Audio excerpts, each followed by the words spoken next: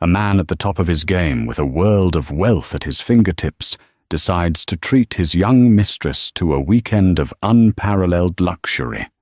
He books the presidential suite at the Grand Elysian, the city's most exclusive 5-star hotel, a monument to old money and power.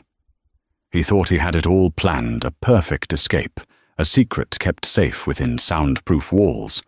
He believed his quiet, dutiful wife, a woman he saw as little more than a beautiful ornament for his home, would be none the wiser. But he made one fatal mistake, one colossal miscalculation. He chose the wrong hotel.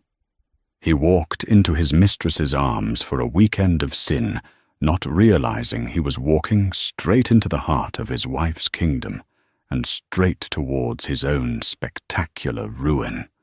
Richard Sterling adjusted the knot of his silk tie, his reflection staring back at him from the polished obsidian of his corner office window.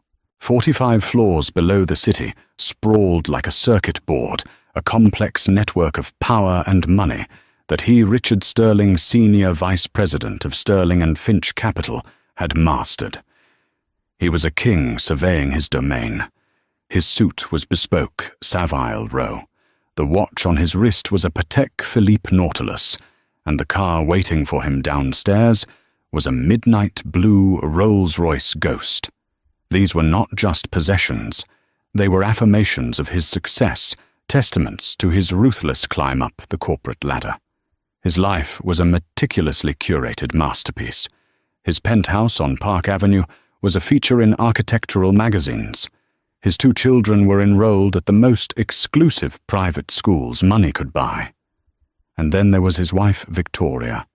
Beautiful, elegant, from a good family, though one he always privately considered old money, new poverty. She was the perfect corporate spouse. She ran the household with quiet efficiency, hosted flawless dinner parties, and never questioned his late nights at the office. For 15 years she had been a constant, predictable, and if he were honest with himself, rather boring part of his perfect life. He saw her as a valuable asset, like a blue-chip stock that paid reliable if unexciting dividends. A discreet knock on the mahogany door pulled him from his reverie. "Come in," he said, his voice smooth and commanding. The door opened to reveal Jessica Monroe.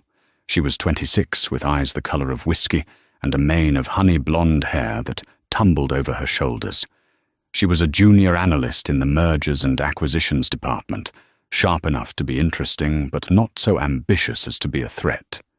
She was in every way the antithesis of Victoria. Where Victoria was classic elegance and quiet reserve, Jessica was vibrant, demanding, and thrillingly transparent in her admiration for his power and wealth. She closed the door softly behind her, a playful smirk on her lips. "All set for this weekend, boss?" she purred, leaning against his desk. The scent of her expensive perfume, a gift from him, filled the air. "Everything is arranged to perfection," Richard said, a self-satisfied smile gracing his own lips. He walked over to her, placing his hands on her waist. "The presidential suite at the Grand Elysian. Champagne on ice, a private dinner reservation at La Saphir, and a weekend where your only job is to enjoy yourself." Jessica's eyes widened.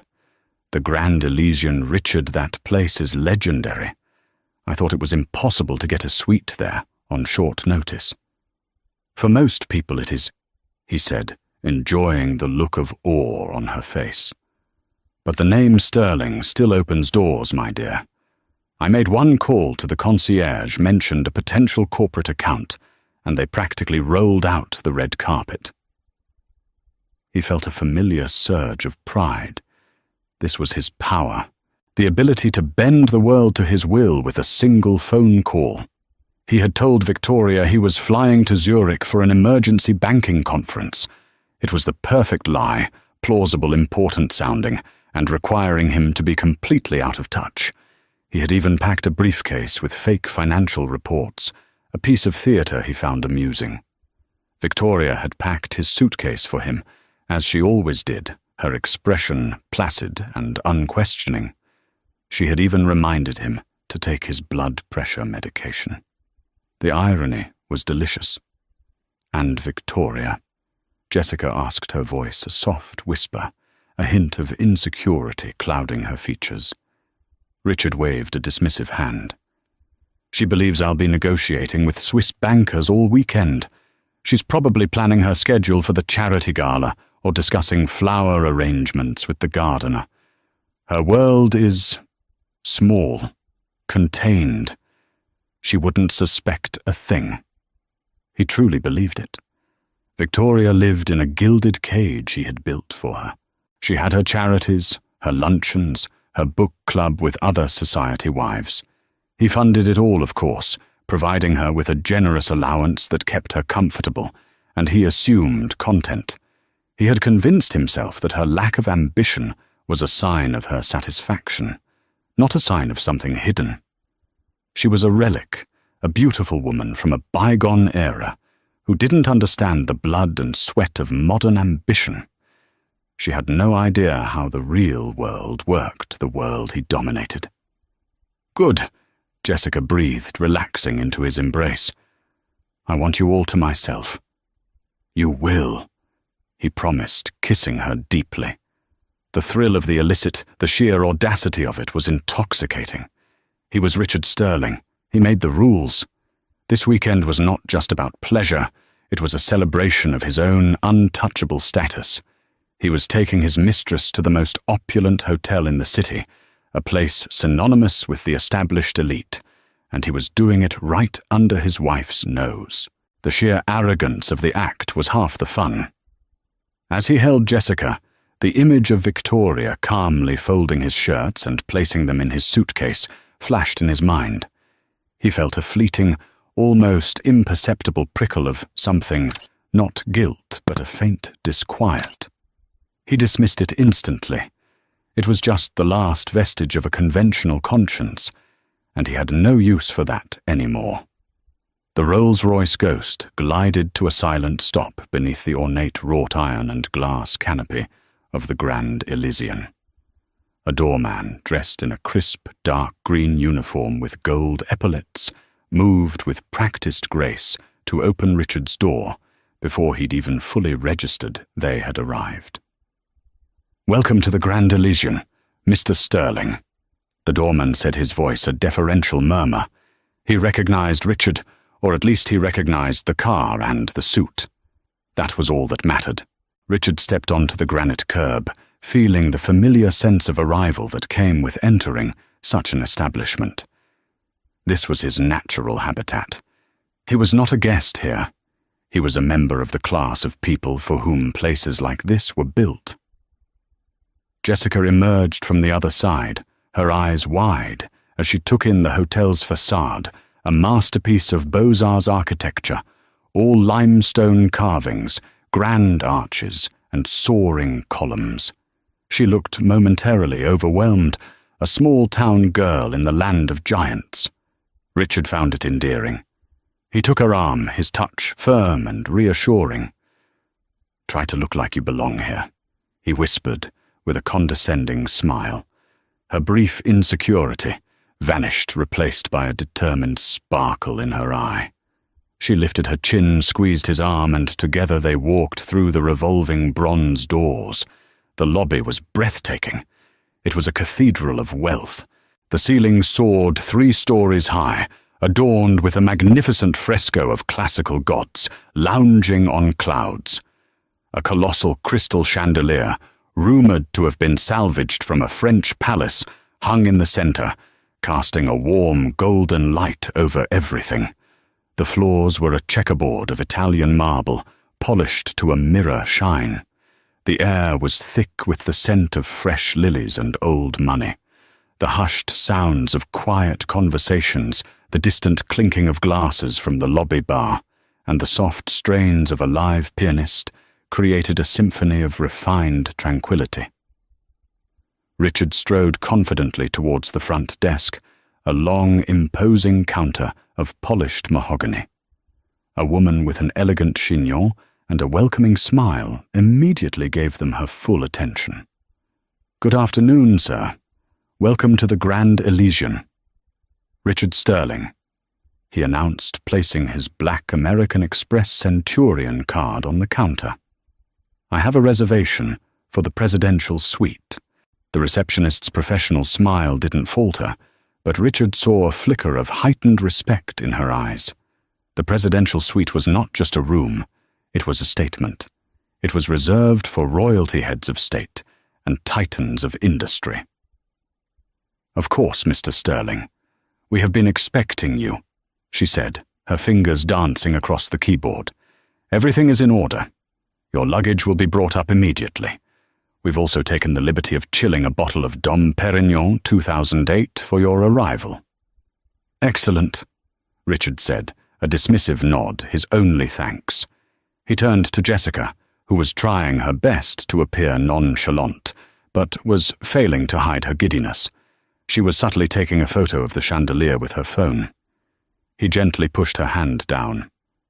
"No pictures, darling," he murmured. "It's gauche. You're not a tourist." She flushed slightly but put the phone away. "Right. Sorry. It's just incredible." A bellhop, an older man with a perfectly straight back and a discreet demeanor, appeared at their side. "Mr. Sterling, if you'll follow me, I'll escort you to your suite." They followed him across the expansive lobby, their footsteps echoing softly on the marble. They passed elegantly dressed guests and a quiet army of staff who all seemed to move with a silent, synchronized purpose. The elevator was a wood-paneled jewel box with a plush velvet bench. As it ascended smoothly, the bellhop spoke in a low, respectful tone. "The presidential suite is located on the penthouse floor, sir. It has its own private elevator key for absolute discretion." He handed Richard a heavy gold-plated key card. "You will have a dedicated butler, Mr. Henderson, at your service 24 hours a day. He is already waiting for you upstairs." "Very good," Richard replied, his tone clipped. The elevator doors opened directly into a private vestibule. Double doors of rich, dark wood stood before them. The bellhop unlocked them and pushed them open, stepping aside with a flourish. The suite was even more spectacular than Richard had imagined. It was less a hotel room and more a sprawling penthouse apartment. The living room had floor-to-ceiling windows, offering a panoramic 180-degree view of the city skyline and the park below. A grand piano stood in one corner, a fully stocked bar in another. The furniture was a mix of antique and modern designer pieces, all upholstered in velvets and silks, in shades of cream gold and royal blue. Jessica let out a gasp, dropping Richard's arm and spinning around in the center of the room. "Richard, this is bigger than my entire apartment building." He laughed, a rich, self-satisfied sound. "This, my dear, is how the other half lives. No, wait, this is how the other 1% lives." The bellhop gave them a brief tour the formal dining room, the study the master bedroom with its canopied bed, and a bathroom that was a marble sanctuary, complete with a sauna and a jacuzzi tub overlooking the city. After the bellhop had been tipped generously and had departed, Richard walked over to the bar and poured 2 glasses from the chilled bottle of Dom Perignon. He handed one to Jessica, who was standing by the vast window, mesmerized by the view. "A toast," he said, clinking his glass against hers. "To a perfect weekend." "To us?" she replied, her eyes shining with adoration. They drank the expensive champagne, fizzing on their tongues. Richard felt invincible. Everything was perfect. Every detail had been managed, every contingency planned for. In this suite, high above the world, he was untouchable.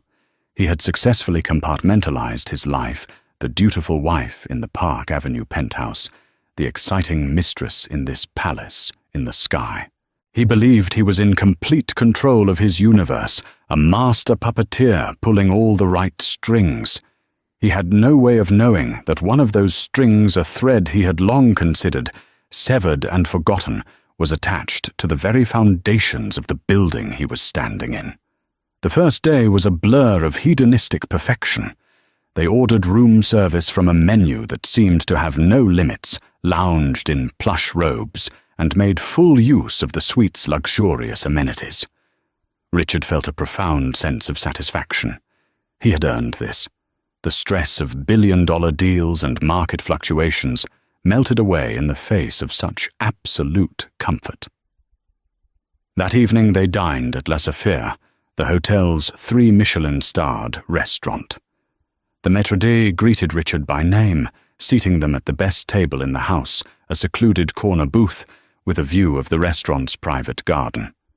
The meal was an elaborate performance of culinary artistry.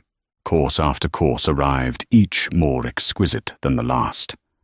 Richard ordered a bottle of Chateau Margaux that cost more than Jessica's monthly rent, and he savoured the way her eyes widened when he told her the price.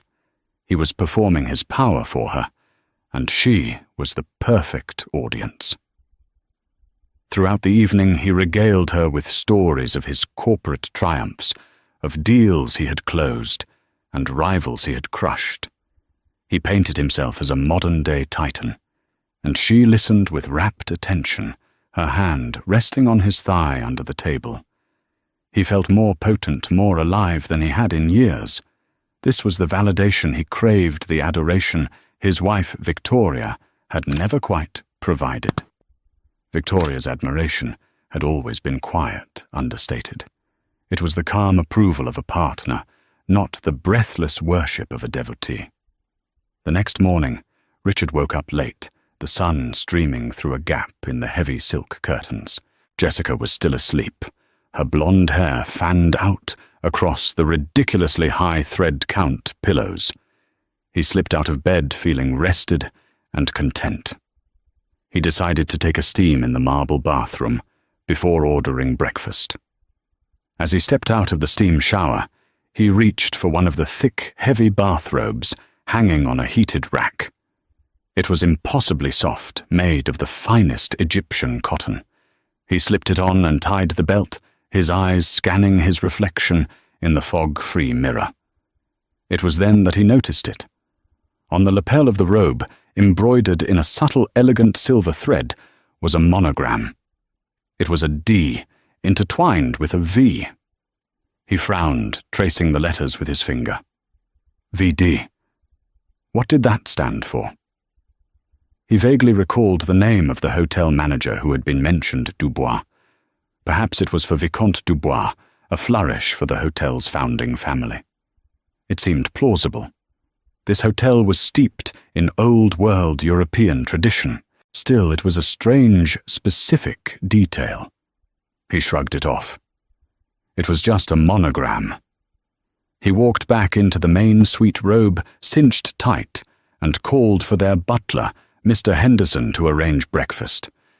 As he waited, his eyes wandered around the room, now taking in the smaller details he had missed in his initial awe. He noticed the stationery on the mahogany desk, heavy, cream-colored cardstock. He picked up a sheet. In the top corner, embossed in the same elegant script as the monogram, were the intertwined initials VD. A faint, unidentifiable unease began to stir in the pit of his stomach. It was like hearing a single note off-key in an otherwise perfect symphony. When Mr. Henderson arrived with a trolley laden with their breakfast-smoked salmon, scrambled eggs with truffle-fresh pastries, and silver pots of coffee, Richard decided to ask. Mr. Henderson. He began trying to sound casual. I was just admiring the hotel's branding. These initials, he said, gesturing to the stationery. VD. Is that for the hotel's founder? The butler, a man whose face was a mask of professional discretion, paused for a fraction of a second. The monogram represents the ownership, sir. It has been the hotel's mark for a very long time. The answer was polite professional and told him absolutely nothing. The slight hesitation, however, did not go unnoticed by Richard. He was a man who read people for a living, who could spot a bluff across a boardroom table. The butler was being evasive. "I see," Richard said, letting it drop. But he couldn't let it go. As he ate his breakfast, the letters echoed in his mind. VD. VD. The familiarity of it was maddening. It tickled the edge of his memory, a name or a place he couldn't quite grasp. He thought of Victoria. Her maiden name was Davenport. Victoria Davenport. VD. The thought struck him with the force of a physical blow. He actually put his coffee cup down with a clatter. It couldn't be. It was an absurd coincidence. Her family had been wealthy, yes, but they had lost the bulk of their fortune generations ago. Her father, William, had been a quiet, unassuming man who had passed away a decade ago, leaving Victoria a modest inheritance, which Richard had of course absorbed into his own portfolio and managed for her. He remembered William as a gentleman of a bygone era, always talking about standards and legacy, but seemingly possessing little of actual substance. He had owned a few small boutique hotels, Richard recalled, but nothing on the scale of the Grand Elysian. No, it was impossible, a ridiculous paranoid leap of logic. There must be hundreds of names that fit those initials. Vanderbilt, Van Doren, de Villiers, all far more likely. He glanced at Jessica, who was happily snapping a picture of her aesthetically arranged breakfast plate for her social media. She was oblivious to his internal turmoil. "Everything okay, Richard? You look like you've seen a ghost," she said, finally looking up from her phone. "Fine." He snapped his tone sharper than he intended. "Just thinking about the markets." He forced himself to relax. He was being an idiot. He was at the pinnacle of a perfect weekend, and he was letting a stupid monogram spook him. He was Richard Sterling. He was in control. This was his world, his hotel, his weekend. The initials were a coincidence, nothing more. But for the rest of the day, he couldn't shake the feeling of unease. He started seeing the monogram everywhere on the tiny silver sugar tongs on the leather-bound menu for room service, on the corner of the linen napkins. Each time he saw it, the image of his wife's calm, serene face flashed in his mind. The woman he thought he knew so well, the woman he had dismissed as simple and predictable. The gilded cage he had built for her suddenly seemed less like a prison and more like a fortress, one he had never bothered to look inside. The unsettling thought crept in, unbidden. What if he didn't know his wife at all? For their final evening, Richard had planned to recreate the magic of the first. He made another reservation at La Saphir, this time requesting the chef's tasting menu with the premium wine pairing. He was determined to shake off the bizarre paranoia that had clung to him since the morning. He would drown his unease in vintage Bordeaux and reaffirm his control. He and Jessica got dressed. He wore a dark tailored suit, and Jessica wore a stunning backless red dress he had bought for her. As they stood in front of the mirror, he felt a sense of reassurance. They looked like a power couple. They belonged here. The monogram was a ghost, a figment of an overworked imagination. They descended to the restaurant, the private elevator, delivering them once again to the world of hushed elegance. The maître d' polished Frenchman, named Jean-Luc, greeted them with an even warmer smile than the night before. "Mr. Sterling, a pleasure to welcome you back. Your table is ready. The chef is very excited to present tonight's menu for you." They were led to the same secluded booth. Richard settled into the plush velvet, the familiar surroundings comforting him. He ordered a bottle of Krug champagne to start a celebratory gesture meant to banish the last of his foolish anxieties. "You know," Jessica said, leaning forward and placing her hand on his, "this has been the most incredible weekend of my life. I feel like a princess." "You deserve it," Richard said, his confidence returning. He was being ridiculous. This was his life. He made this happen. The first few courses were sublime. A delicate oyster, vichyssoise, followed by seared scallops with a citrus foam. The conversation was light, and Jessica's laughter was like music, washing away the last of his concerns. He was just about to raise his glass to toast their future when he noticed a subtle shift in the restaurant's atmosphere. A quiet energy, a ripple of tension was spreading from the entrance.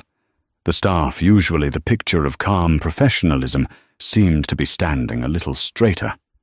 Jean-Luc, the maître d', was conferring in a hushed, urgent tone with a man in a dark suit who had a security earpiece.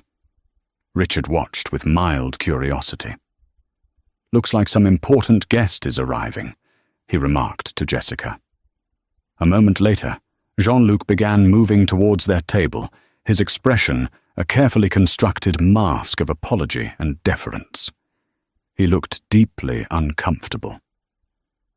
"Mr. Sterling," he began, his voice low. "My sincerest apologies for this interruption." "Is there a problem?" Richard asked, a hint of irritation in his voice. Before Jean-Luc could answer, the source of the commotion became clear. A small group of people had entered the restaurant and were now standing near the entrance, surveying the room. At the head of the group was a woman. Richard's blood ran cold. The champagne glass in his hand felt suddenly heavy, his fingers numb. It was Victoria. She was not the Victoria he had left at home, the woman in cashmere cardigans and sensible pearls. This was a different creature entirely. She wore a stunningly tailored deep navy blue power suit that accentuated her tall, slender frame. Her hair, usually in a soft chignon, was styled in a sleek, severe cut that framed a face set with an expression of icy calm and absolute authority. Her only jewelry was a pair of large diamond stud earrings that glittered like chips of ice. She was flanked by two men.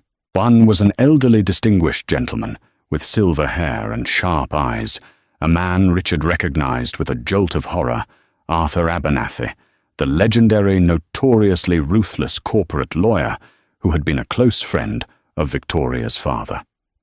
The other was the hotel's general manager, a man Richard recognized from pictures in the hotel's brochure. They stood slightly behind her, like loyal lieutenants attending their general. Jessica, following Richard's frozen gaze, turned. "Richard, who is that? Do you know her?" She whispered, a confused frown on her face. "She looks a bit like your—" Her voice trailed off as the reality of the situation began to dawn on her. Victoria's eyes swept the room, calm and methodical, before they landed directly on their table. There was no shock in her gaze, no surprise. There was only a cool, deliberate recognition. It was the look of a predator that had finally located its prey. The entire restaurant had fallen silent. Diners were frozen forks halfway to their mouths, their quiet conversations dead. The only sound was the soft clinking of Victoria's heels on the marble floor as she began to walk towards them. It was the longest walk of Richard's life. Each step echoed in the cavernous silence, a drumbeat marking the seconds until his world collapsed. His mind raced, trying to form a lie, an explanation, an escape route. But there was none. The carefully constructed walls of his double life were not just cracking. They were being vaporized before his very eyes. He looked at Jessica, whose face had gone pale, her lipstick-red smile frozen in a rictus of terror. He looked at the other diners, their faces a mixture of curiosity and pity. And then he looked back at his wife, who was now just a few feet away. In her eyes, he didn't see the hurt spouse he might have expected. He saw a stranger. He saw a queen who had come to reclaim her throne, and he knew with a certainty that chilled him to the bone that he was nothing more than a trespasser in her kingdom. Victoria stopped at their table. She didn't look at Jessica. Her entire focus, cold and undivided, was on Richard. The scent of her perfume, a subtle, expensive fragrance he hadn't smelled on her in years, reached him. It was sharp and clean like winter air. "Richard," she said. Her voice was perfectly level, devoid of any emotion. It was the voice she used when giving instructions to staff, calm and final. "I believe you are in my seat." The statement hung in the air, a masterpiece of double meaning. Richard stared at her, his mouth dry. He felt 100 pairs of eyes on him. The carefully curated persona of Richard Sterling, the master of the universe, was shattering like cheap glass. "Victoria." He stammered, his mind a blank slate of panic. "What? What are you doing here? I thought you were in New York." The charity gala. A small, humorless smile touched her lips. I cancelled. Something more important required my attention. Her gaze finally flickered to Jessica, a quick, dismissive glance that took in the expensive dress and the terrified expression. She looked at her, not as a rival, but as one might look at a piece of furniture that was out of place. "And I see you brought a guest." Jessica shrank back in her seat, looking at Richard with pleading, terrified eyes. She opened her mouth to say something, but no words came out. Victoria turned her attention back to Richard. "I must say, Richard, I'm impressed. The presidential suite, La Sophia.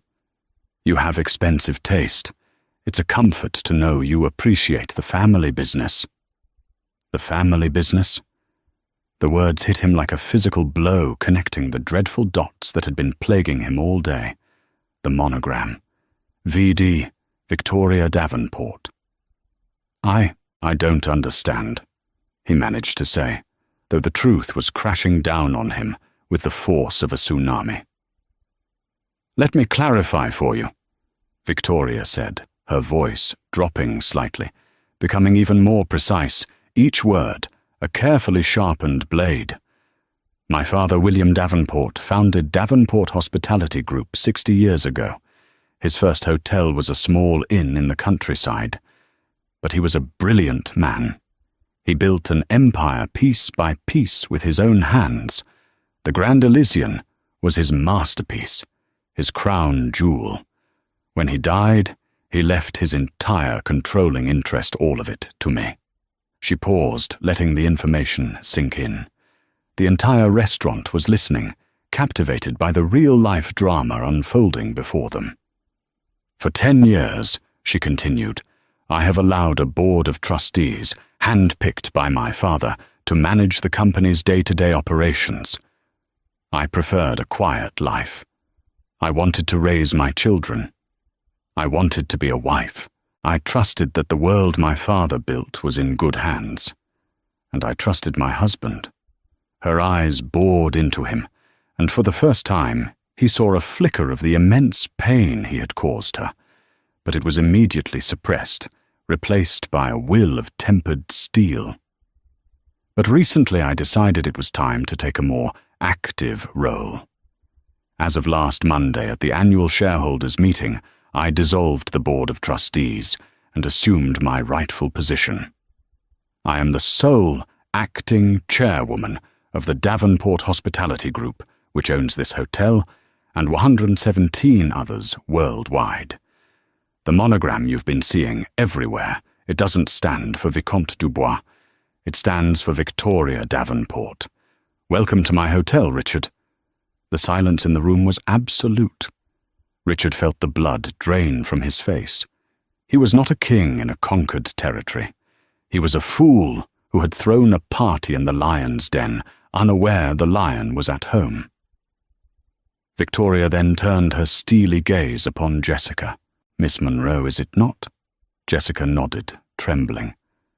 "You are an analyst at Sterling and Finch Capital, I believe. Sleeping with a senior vice president, your direct superior, is a flagrant violation of your company's ethics clause, not to mention a serious lapse in judgment. Consider your employment terminated. Mr. Abernathy has already been in contact with your firm's head of human resources and its board. I wouldn't bother going into the office on Monday." Jessica let out a small, strangled gasp. Her dream weekend had turned into a career-ending nightmare. Finally, Victoria turned back to the man she had been married to for 15 years. As for you, Richard, our joint bank accounts, which hold the funds from my family's trust that you so generously offered to manage, for me, have been frozen. The locks on the Park Avenue penthouse have been changed. Your belongings are being packed as we speak and will be sent to your office. Don't bother going home. You are no longer welcome there. She reached into her handbag and pulled out a single document, placing it on the table between Richard's plate and his wine glass. These are divorce papers drafted by Mr. Abernathy. My terms are not negotiable. You will find I have been meticulously documenting your indiscretions for the past 3 years. You will sign them, you will walk away with nothing but the clothes on your back, and you will never see our children again without my express supervised consent. If you fight me, I will use the full weight of my resources to destroy not just your career, but your very name. I will make sure the name Sterling is synonymous with humiliation and failure in every financial circle on the globe. Am I clear? Richard could only stare at her, speechless. The woman he had patronized, underestimated, and dismissed as a decorative object had just systematically dismantled his entire life in under 3 minutes in a public forum with the cold precision of a surgeon. With that, she turned. "Jean-Luc," she said to the maître d'hôtel who was standing nearby, pale and rigid, "please see that Mr. Sterling's guest is escorted from the premises, and present Mr. Sterling with the bill for his stay, in full. He will be paying with his personal card." She gave Richard one last, lingering look. It was a look of finality, of an old chapter being closed, and a new one beginning.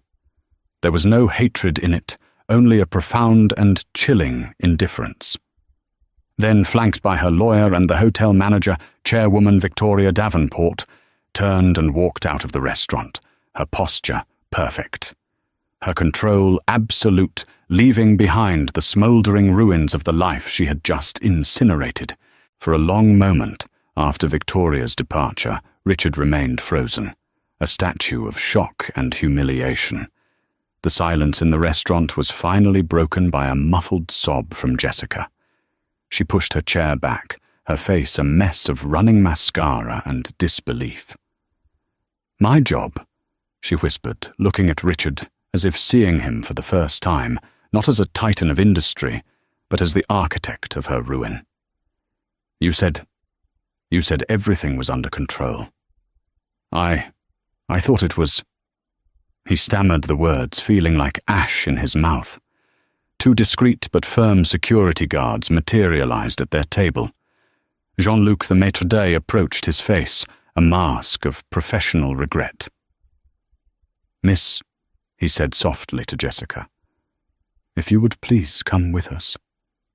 Jessica looked wildly from the guards to Richard, but he offered no help. He couldn't even meet her eyes. Humiliated, she grabbed her small clutch purse and allowed herself to be led away, her red dress a slash of shame against the restaurant's muted tones. The moment she was gone, Jean-Luc placed a leather-bound bill folder on the table. "Your bill, Mr. Sterling." Richard stared at it. He opened it numbly. The figure inside was astronomical. The suite, the room service, the vintage wines, the chef's tasting menus. It was a sum that would make most people gasp, but for him it should have been trivial. He pulled out his wallet, his hands shaking slightly. He handed Jean-Luc the black Amex. "Here." The maître d' returned a minute later, his expression even more pained. "My apologies, Mr. Sterling. The card has been declined." "What?" Richard scoffed. "That's impossible. Run it again." "We have, sir. 3 times. It appears the account has been suspended." Of course, the joint accounts. Victoria hadn't just frozen them. She'd likely had his supplementary cards cancelled.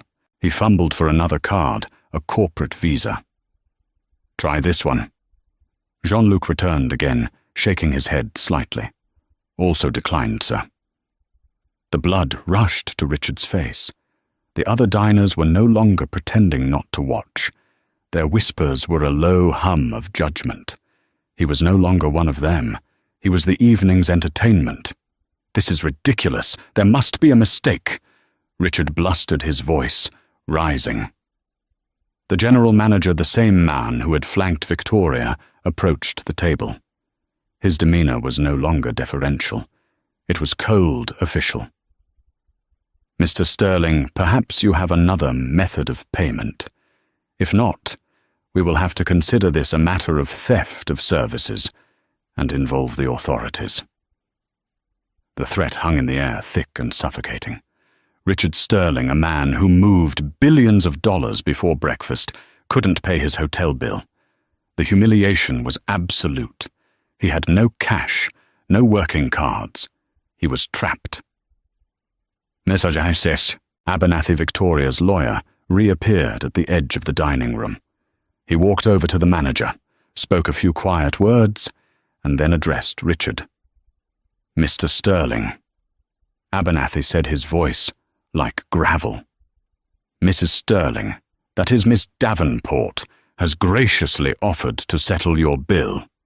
It will be deducted from whatever minimal settlement you might have hoped for in your divorce. Consider it her final gift to you. He slid the divorce papers closer to Richard. I suggest you sign these. Now. Defeated, Richard picked up the pen. His signature, usually a bold, confident slash, was a shaky, pathetic scrawl. He had been completely and utterly outplayed. Now, the general manager said, his voice hard. You have 10 minutes to collect your belongings and vacate the premises. Security will escort you. The walk of shame from the restaurant, through the grand lobby, and up the elevator was excruciating. Every glance from a guest, every look from a staff member felt like a physical blow. The deference and respect were gone, replaced by contempt and cold indifference. In the suite, his things had already been thrown haphazardly into his suitcase by a stony-faced butler. 10 minutes later, Richard Sterling was standing on the curb outside the Grand Elysian, the same spot where he had arrived, feeling like a king, just 24 hours earlier. The doorman who had greeted him so warmly now stared straight through him. His Rolls-Royce was gone, towed, he assumed, as it was registered in Victoria's name. It started to drizzle a cold, miserable rain. He tried to call an Uber, but his app was linked to his cancelled cards. He stood there, a man in a $1,000 suit with a useless phone and an empty wallet as taxis and limousines swished past. He was stranded. He started to walk, the drizzle soaking his suit jacket. He had nowhere to go. His home was no longer his. His office would be a place of shame. His friends, he knew, would side with power and old money. They would side with Victoria Davenport. News of this spectacular humiliation would travel through their circles at the speed of light. He found a payphone, a relic from another era, and used the few coins he had in his pocket to call his one remaining ally, a junior partner at his firm named Frank. Frank, it's Richard. I'm in trouble. A real mess. He tried to explain, but his story came out as a panicked, incoherent ramble. Frank listened, and when Richard was done, there was a long pause. Richard, Frank said, his voice strained. I just got an email from the board. It's about you. They're calling an emergency meeting Monday morning. Richard, they're invoking the morals clause. Victoria's lawyer sent them a full dossier. Photos, bank statements, everything. They're going to fire you. The receiver slipped from Richard's numb fingers, clattering against the metal of the payphone booth. It was over. All of it. In a single evening, he had lost his wife, his children, his home, his mistress, his job, and his fortune. Victoria hadn't just defeated him. She had erased him. He looked up at the glittering penthouse suite of the Grand Elysian, a beacon of power high above the city. He had flown too close to the sun, never realizing the sun was his wife. And now he was in a freefall with no ground in sight. 6 months later, the world had moved on and Richard Sterling had been left behind. The name that once commanded respect on Wall Street was now a cautionary whisper, a ghost story told to ambitious young associates about the perils of hubris. As Victoria had promised, her victory was not just a defeat for him, it was a complete and total erasure. The emergency board meeting at Sterling and Finch Capital had been a formality, a swift, clinical execution. His office was cleared out before he even had a chance to process his termination. The morals clause a piece of corporate boilerplate he'd never given. A second thought had become the guillotine that severed him from his life's work. His new reality was a suffocating cloak of anonymity and failure. The Park Avenue penthouse was replaced by a third-floor walk-up in a distant borough, a place that smelled of damp and his neighbors' cooking. The floor-to-ceiling windows that had offered panoramic views of the city were now a single grime-streaked pane, looking out onto a graffiti-covered brick wall. The silence of his old life, a silence of refined luxury, was replaced by the constant noise of sirens arguing neighbors and the rattling groan of the ancient radiator. He sold the Patek Philippe, then the cufflinks, then the art collection he'd been so proud of each sale, a small death chipping away at the man he used to be, until only a hollow shell remained. He now worked at a small, faceless financial services firm called Apex Solutions, a name so generic it was insulting. His corner office was a cramped cubicle under the glare of flickering fluorescent lights. He who once moved markets with a single phone call now spent his days performing mind-numbing data entry and compliance checks work once done by the interns he never bothered to learn the names of. His boss was a man 15 years his junior, a smug, ambitious graduate who treated Richard with a thinly veiled contempt, fully aware of who he used to be and relishing his fall from grace. Sometimes he would see young women in the office, bright and eager, who reminded him of Jessica, and he would feel a surge of bitter resentment. It was not remorse for her ruined career, but anger that his appetites had led him here. His evenings were the worst. The profound isolation was a physical presence in his small apartment. He'd tried calling old friends, the men with whom he'd shared cigars and 100-year-old scotch. The calls went unanswered. The few who did pick up were brief and cool, making excuses before quickly ending the conversation. He was a liability, a social leper. He was no longer a member of the club. He was just a man in a cheap apartment, haunted by the ghost of his former life, the self-pity, a poison he drank every night, along with bottom-shelf whiskey.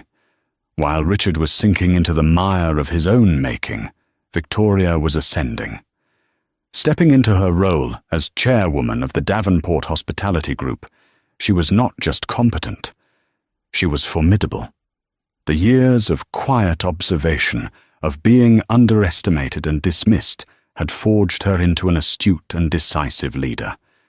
She saw things the old board comprised of men comfortable with the status quo had missed.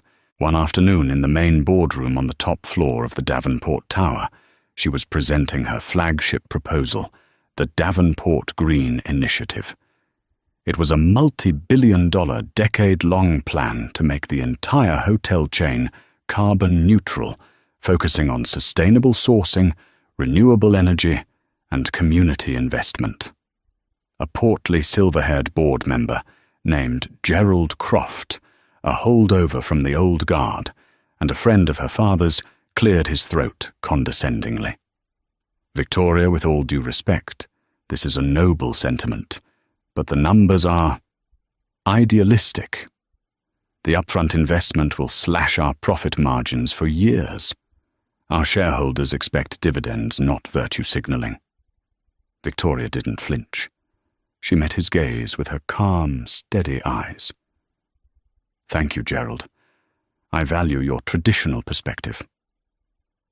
The word traditional was delivered with surgical precision, making it sound synonymous with outdated. She clicked a button, and the screen behind her filled with complex charts and data projections. "What you call virtue signaling, Gerald I call future proofing. Our key demographic travelers under 40, with significant disposable income, increasingly make choices based on corporate ethics and sustainability. This isn't an expense. It's an investment in our brand's relevance for the next 50 years. My projections show that while we'll see a 5% dip in net profits for the first 18 months, the positive press increased brand loyalty, and government tax incentives will lead to a projected 15% growth in market share within 5 years. We won't just be a luxury brand, we will be the ethical luxury brand." She paused, letting her words sink in. "My father built this company on quality and legacy. This is the legacy for the 21st century. The motion stands." A murmur of approval went through the room. Gerald Croft sank back into his chair, defeated. From the corner, Arthur Abernathy watched, a rare, proud smile on his face. The slumbering titan had well and truly awoken. Her new life wasn't just in the boardroom. The Park Avenue penthouse, once a cold showroom for Richard's success, had been transformed. It was now a home, filled with warmth and laughter. She was there for her children, truly present for the first time. She helped with homework, attended school plays, and had long conversations about their hopes and fears. She was discovering the joy in the small, real moments she had missed while playing the part of the perfect corporate wife. She was not just a chairwoman. She was a mother, a leader, a whole person finally living her own life on her own terms. One crisp autumn evening, Richard was walking home from the subway station, the collar of his thin coat turned up against a biting wind. The city that had once felt like his kingdom now felt alien and hostile. He stopped at a newsstand, the bright glare of the magazines a stark contrast to the grey pavement, and there she was. Her face was on the cover of Forbes. It was a stunning photograph. Victoria stood on the balcony of the Grand Elysian's presidential suite. His suite, the city lights twinkling behind her like a carpet of diamonds at her feet. She looked directly at the camera, an expression of serene power and unshakable confidence on her face. The headline was a coronation, Victoria Davenport, how the quiet heiress reinvented a global empire. His hand trembled as he paid for the magazine. Back in the oppressive silence of his apartment, he sat under the single dim lamp and read the article. It was a hagiography, a glowing tribute to her brilliance. It detailed her sustainability initiatives, her shrewd acquisitions of boutique hotel chains, her employee profit-sharing program. It quoted industry rivals who expressed their grudging admiration. Then he reached the part about her personal life.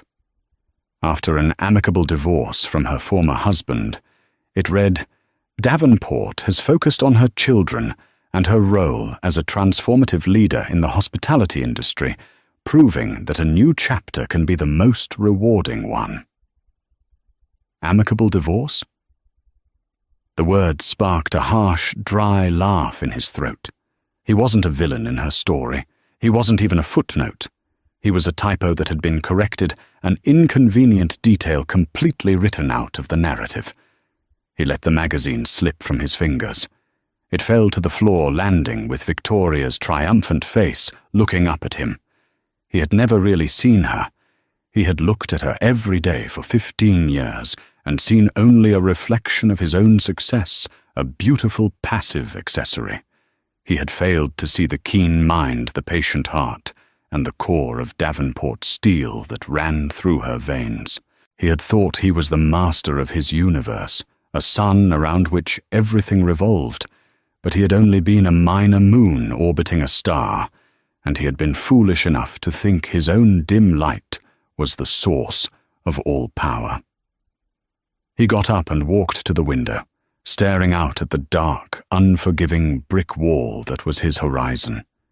He pictured her standing in her office at the top of the Davenport Tower, looking out at the endless, glittering expanse of the city, a city that was now hers to conquer. High above, a new dawn had broken for Victoria Davenport, bright and full of promise. For Richard Sterling, left in the darkness below, it was a permanent and deeply deserved dusk. Richard Sterling learned the hardest lesson: of all, the person you underestimate the most can be the one holding all the cards. He saw his wife as a part of his perfect life's decor, only to discover she owned the entire building, and he was nothing more than a temporary guest who had overstayed his welcome. Victoria's story is a powerful reminder that strength isn't always loud. Sometimes it's the quiet, patient force that waits for the perfect moment to reclaim its power. It's a tale of justice, empowerment, and the spectacular consequences of betrayal. If you were captivated by Victoria's incredible journey from a silent partner to a reigning chairwoman, make sure to hit that like button to show your support. What did you think of Richard's stunning downfall? Let us know your thoughts in the comments below. Share this story with someone who loves a tale of epic revenge and empowerment. And most importantly, if you want more gripping stories like this, don't forget to subscribe to our channel and click the notification bell so you never miss an update. Thank you.